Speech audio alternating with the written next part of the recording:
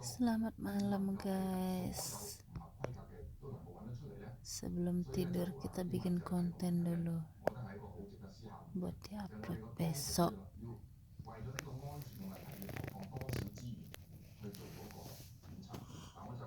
Ngantuk guys.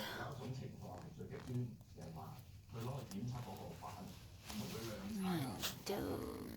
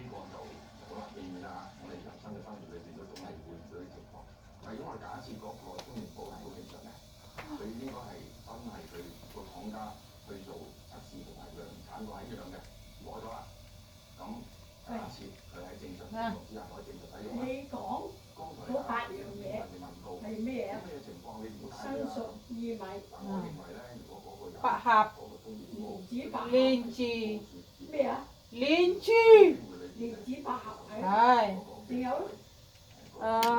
Dục Trúc Vui thì bèn gì có tí lắm chị nhậu đó, chị ăn 3 giờ á. Tôi chồng này cây tắt rồi. Ngồi xúc cho là có tí, Pak Yong có tí. Đi xúc cho đi mà cái ngồi chi. Ngồm chia nó còn á mà.咩啊? Ngồm xích còn á mà. 你咩唔識講嘅？係啊，佢叫命啊，嗰啲我唔識。生熟薏米，係啊，紫百合，玉竹，係。仲有3樣。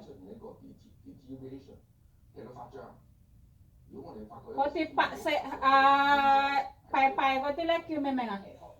咩細嘅？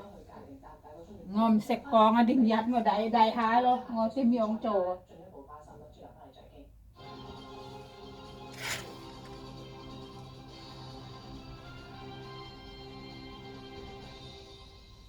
翻返嚟時事全方位啦，繼續有資深電機工程師何永傑喺度嘅。啱啱咧，我哋喺廣告之前咧，卡特就問到關於嗰個充電，即係呢個外置充電器嗰個質量問題啦。咁啊，何永傑都講咗，其實你要揀，唔識得去揀嘅咁樣。可唔可以從牌子嗰度簡單啲啊？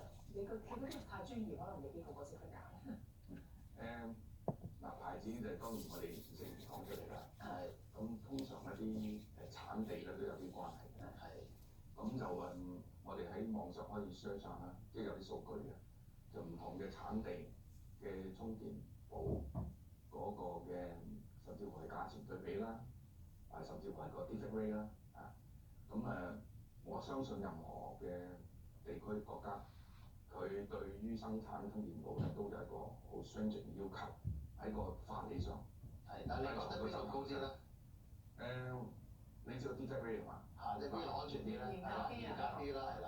我相信咧就而家國內咧有部分嘅地區啊，比較先進地區咧，嗰啲生產都係 comparable，即係同呢個我哋傳統理解到東亞有啲國家嗰個嘅標準咧都貼近嘅。